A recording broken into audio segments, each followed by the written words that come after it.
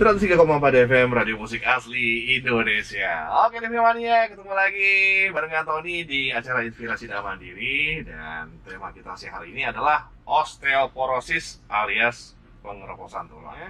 Nah TV Mania, untuk lebih jelasnya nih, di studio sudah hadir bersama Bang Tony, yakni Dr. Yudhistira Pramatirta SPOT, dokter spesialis bedah tulang atau ortopedi, Rumah Sakit Melati, Karawaci, Tangerang. Selamat siang, dokter. Siang, Bang Tony. Ya, terima kasih Gimana undangannya. Sehatnya, sehat, dok? Alhamdulillah sehat. Ngopi apa teh, dok? Teh nih. Oke. Langsung nih, dok, pertanyaan pertama, dok. Iya, Bang Tony. Sebenarnya apa sih osteoporosis dan ada nggak gejalanya, dok? Jadi osteoporosis ini kita golongkan ya, atau kita definisikan kepada keadaan di mana tulang manusia itu menurun kepadatannya. Ya, jadi menurun kepadatannya, jadi di mana tulang itu jadi rentan, Rapuh gitu ya? ibaratnya rapuh, kropos. Oke. Nah, disitulah ya kita memang bisa definisikan itu kepada osteoporosis. Oke. Gitu. Nah, rapuh dikarenakan memang apa? Nah, rapuhnya memang satu proses degenerasi, juga proses dalam tubuh di mana kan si osteoporosis ini terjadi karena satu bone turnover-nya terganggu. Jadi tulang manusia itu dalam prosesnya selama kehidupan kita itu terus mengalami deposisi dan penyerapan, deposisi penyerapan lagi. Jadi diperbarui terus menerus sampai suatu keadaan di mana terjadilah osteoporosis di mana deposisinya itu tidak berimbang, ya, tidak seimbang dengan yang diserap. Karena yang diserap terlalu banyak, sedangkan yang di deposisi terlalu sedikit. Akhirnya massa tulangnya jadi kopong-kopong. Jadi akhirnya dia keropos dan rentan terhadap patah tulang. Itu dia. Oke. Ada gejalanya nggak sih, dok? Kayak gitu, dok? Nah, memang sayangnya osteoporosis ini jarang sekali menimbulkan gejala. Ya, jadi dia kebanyakan silent gitu. Jadi nggak ada apa-apa, nggak ada tanda-tanda sedikit pun. Tahu-tahu kenapa kok? Tahu-tahu cuman kepleset aja. Suatu misalnya ada ibu-ibu gitu, terus patah tulangnya. Nah, itulah memang manifestasi dari osteoporosis yang memang akhirnya karena tidak terdeteksi, akhirnya pada satu keadaan cedera ringan yang harusnya tulang itu nggak patah, jadinya patah. Jadi itu manifestasi satu-satunya. Jadi satu-satunya jalan untuk mendeteksi ya memang kita harus rutin ngecek kepadatan tulang memang pada usia-usia tertentu. Oh, bisa dicek ya, dok ya? Bisa, iya. Caranya gimana, dok? Ya, jadi pakai densitometri istilahnya. Jadi kayak sinar X-ray gitu, kayak di foto ronsen, tapi memang dia metodenya berbeda. Biasanya di scan di 5 tempat, di foto di 5 tempat, di panggul, di pergelangan tangan, sama di tulang belakang. Nanti dinilai tuh serapan dari sinar X-ray-nya nanti bisa dikelompokin ke zona kuning, zona hijau, atau zona merah. Jadi di mana kalau udah zona merah itu memang diklasifikasikan kepada osteoporosis, jadi udah keropos. Nah, itu dia. Jadi memang tanda-tanda lainnya tuh sebenarnya hampir susah sekali dideteksi osteoporosis ini. Memang ada sih beberapa manusia, beberapa orang dia kayak jadi tambah bungkuk, tingginya tambah pendek. Nah, itu juga salah satu tanda, tapi itu memang jarang sekali. Biasanya sudah advance sekali itu yang osteoporosisnya. Kalau untuk gejala awalnya hampir tidak ada, Bang Tony. Gejalanya tidak ada, berarti memang baru ketahuan kalau nanti pas jatuh yang harusnya cuma cedera ringan, ini malah patah kan? Iya, betul. Gitu ya. Oke, dok. Kalau misalnya nih, dok, kalau ngomongin osteoporosis itu ada nggak rentang umur? Biasanya orang yang sudah sudah terjangkit osteoporosis ini di umur berapa? Ya memang kebanyakan osteoporosis ini merupakan penyakit yang memang sifatnya kayak degenerasi ya, dimana kelompok usia antar gender pun berbeda, perempuan dan laki-laki. Biasanya memang laki-laki yang seringnya itu memang setelah usia-usia 65 tahun. Oh, masih aman berarti saya ya? Kalau masih muda masih aman. 25 tahun saya masih aman berarti. Terus kalau perempuan terjadi lebih cepat. Biasanya umur 50, tanda-tandanya begitu menopause, ada tanda-tanda menstruasinya terganggu ya. Nah, mulailah kekacauan hormon terjadi Di dalam tubuh wanita gitu. betul di Oke. dalam tubuhnya, yang pada akhirnya dia mengacaukan juga deposisi tulang dan penyerapan tulang itu. Jadi itulah yang menyebabkan kenapa perempuan kok terjadinya 50 tahun Lebih udah cepat. mulai Iya, udah mulai seporosis gitu ya 15 tahun lebih cepat ketimbang laki-laki. Itu sebabnya. Jadi memang umur dari tiap gender pasti berbeda, tapi memang setiap orang juga memang rentan juga ya. Mungkin pada orang-orang yang punya kelainan bawaan seperti penyakit tiroid, penyakit diabetes, Oke, atau oke. penyakit-penyakit kayak misalnya rematik, itu mungkin di usia yang lebih muda lagi mungkin bisa terjadi. Oh gitu ya? Itu Iya. apa tadi dokter bilang diabetes, emang ngaruh dok sama osteoporosis juga ya? Ngaruh gitu ya? juga, iya. Oh. Nah, dia kan juga mengacaukan pembuluh darah kecilnya, ya kemungkinan memang burn overnya nanti juga akan terganggu. Oke. Gitu. Memang kalau gula darahnya tidak terkendali, ya lama-lama bisa terjadi lebih cepat osteoporosisnya. Tapi mungkin misalnya dikendalikan dengan obat, ya misalnya. Sekarang kan udah banyak obat-obatan diabetes yang bagus-bagus dan canggih. Biasanya kalau udah terkendali bagus, ya biasanya relatif aman sih. Oke. Tadi dokter bilang kalau wanita itu lebih rentan osteoporosis dikarenakan di usia 50 tahun atau ketika sudah masuk masa menopause itu sudah bisa dipastikan Betul. osteoporosis. Oke. Iya. Oke. Nah dok, ada nggak sih dok pencegahannya dok? Atau mungkin bisa diperlambat? Mungkin bagaimana caranya dok? Nah, pencegahannya ya, memang sebenarnya ada konsep yang kita anut tuh namanya peak bone mass. Jadi peak bone mass ini selama kita masa pertumbuhan, ya kira-kira dari lahir sampai kita umur 17 tahunan lah ya, ya kita masih tergolong anak-anak ya. Jadi di saat itulah kita nabung, dalam tanda kutip, tabungan tulang.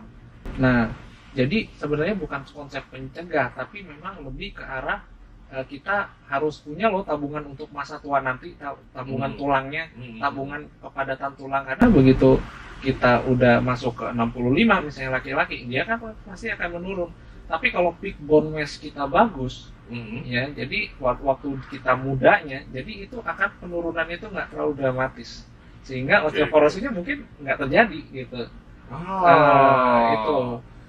Kalau memang orang sudah terbukti osteoporosis, bisa apa ya? Bisa ini nggak sih, ada obat nggak sih dok, atau mungkin suplemen yang bisa memelihara supaya tidak terlalu parah, katakanlah seperti itu. Nah itu dia. Jadi kembali lagi konsep peak bone mass ya, yang memang dari muda ya kita pasti harus supaya tulangnya kita kuat banget ya, olahraga teratur, vitamin D. Jadi paparan sinar matahari juga harus cukup. Terus juga suplementasi atau kita konsumsi daripada kalsium juga cukup ya, terutama kalau kalsium selain dari suplemen kan ada dari susu-susu ya, produk-produk turunan susu ya, itu juga memang memang akan berpengaruh kepada bone turnover-nya. Jadi memang nanti tulang kita jadi tambah padat, tambah bagus. Untuk usia nanti mulai menginjak kita dewasa, ya mungkin kita tetap konsumsi kalsium, vitamin D, ya, dan aktivitas fisik pun ya itu akan memperkuat tulang sebenarnya. Makin kita aktif, makin kuat tulangnya. Tuh abang-bang pompon yang punya anak nih, terutama yang punya anak cewek ya, bukan apa-apa nih. Tuhan sudah memberikan kenikmatan buat kita, yaitu sinar matahari ya. Di mana paparan sinar matahari tadi dokter bilang itu adalah vitamin D gratis ya. Vitamin D gratis itu. Gratis. Dan paling bagus tadi dokter bilang di rentang jam berapa? Siang bolong. Siang bolong. Biasa nih perempuan ya dok. Gitu. Nah, jangan panas-panasan, ntar hitam terus jodoh gitu kan.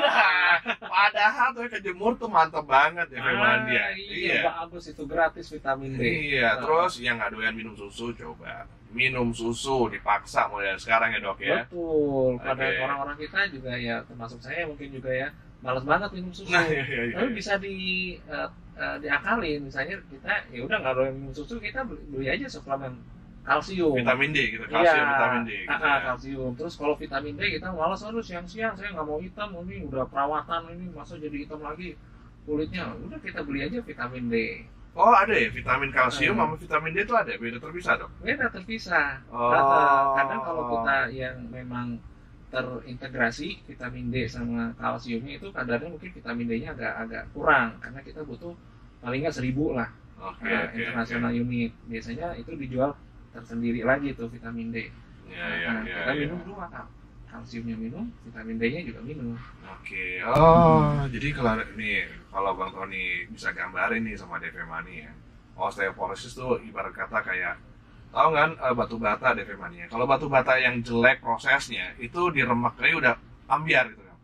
Gitu kan. Nah, Betul. tapi kalau batu bata yang bagus gitu ya, padat. Nah, itulah tulang yang bagus, padat sekali Iya. gitu. Nah, kalau ngomongin osteoporosis dok, Iya. bisa sembuhin nggak sih? Itu dia Bang Tony. Jangan khawatir. Sekarang kan zaman ya kedokteran udah maju sekali ya. Jadi semua obat hampir ada semua. Jadi untuk osteoporosis itu sendiri bisa. Jadi memang suatu individu atau misalnya suatu orang ada osteoporosis bisa sembuh, bisa. Ya itu dia tadi. Kita berikan pasti kalsium, kita berikan juga vitamin D pada pasien-pasien osteoporosis. Juga satu lagi ada obat yang cukup canggih namanya bisfosfonat. Jadi dia bisa menghambat penyerapan tulangnya itu. Jadi supaya penyerapan tulangnya itu tidak terlalu berlebihan, supaya dia deposisi terus, jadi padat lagi tulangnya. Nah, obat bisfosfonat itulah kuncinya nanti untuk menterapi orang-orang dengan osteoporosis. Nggak bisa dijual bebas tuh dok ya? Nah, itu biasanya di rumah sakit. Nah, iya. Nggak sembarangan ya, iya. Harus dari resep dokter. Dan ada indikasinya, karena memang Nggak sembarangan ada pakai, beberapa ya. pasien itu nggak boleh dikasih, kayak misalnya pasiennya sakit ginjal atau kadar kalsium darahnya kurang, itu nggak boleh dikasih obat bisfosfonat. Oke. Ya, DV Mania mulai sekarang kita jaga kesehatan dan banyakin nutrisi dong. Jangan makan doang, tapi nutrisi juga harus perhatiin kayak vitamin gitu. Terus jangan lupa juga, jangan takut kena paparan matahari naik motor nih. Kalau bisa buka baju gitu kan, abang-abang nih maksudnya. Kayak di Bali gitu kan.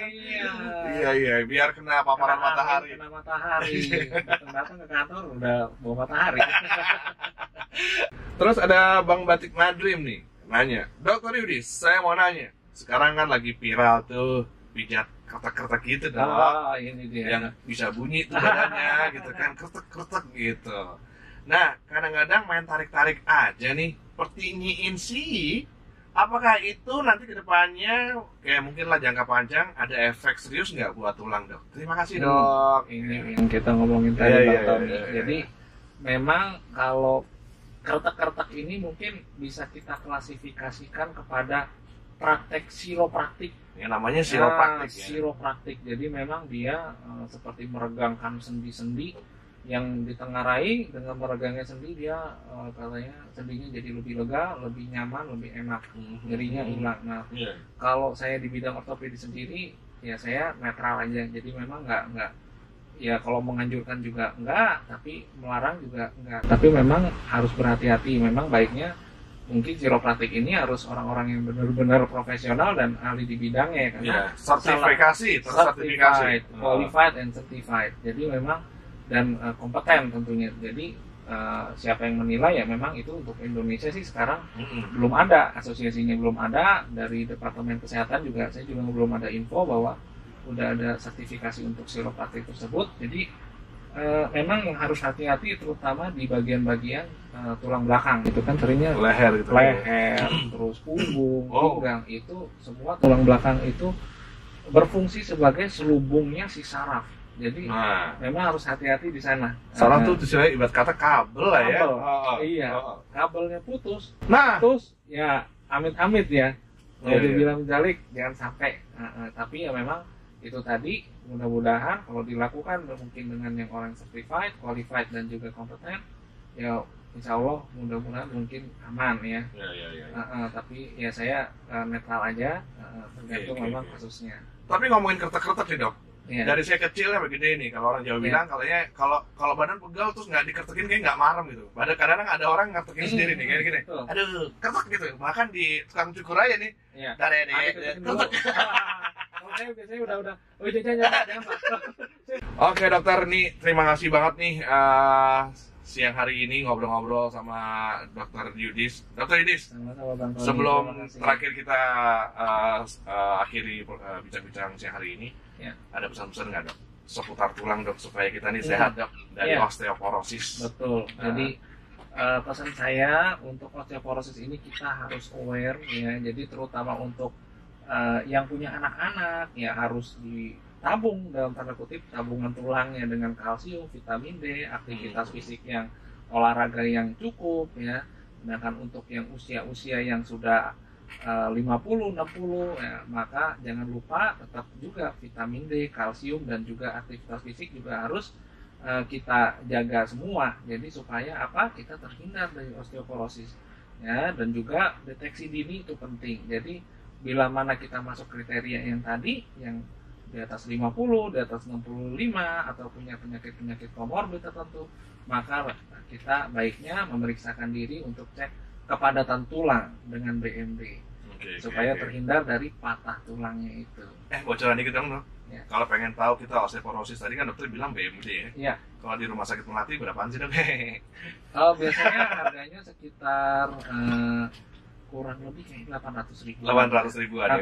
Udah bisa ke scan semua tuh ya. Iya, Oke. panggul dari tulang belakang, pergelangan tangan itu titik terlemah semua. Oke, bisa Scan. ketahuan semua ya. Betul, bisa ketahuan Oke. semua. Berapa lama prosesnya dok kalau di rumah sakit Melati dok? Cepat, kurang lebih nggak nyampe 15 menit itu selesai. Itu foto ronsen ya? Seperti foto ronsen. Berarti nggak usah dandan dong, dok. Kan foto. Oh iya, nggak usah bukan ya? selfie. Oh iya. Oke dokter Yudis, terima kasih Oke, dokter. Bang Tony, Ngobrol-ngobrol. terima kasih atas kesempatannya ya. Oke, salam sehat selalu pastinya dan salam buat teman-teman di rumah sakit Melati Karawaci. Oke, terima kasih Bang Tony. Selamat siang dokter. Ya, siang Bang Tony. Terima kasih.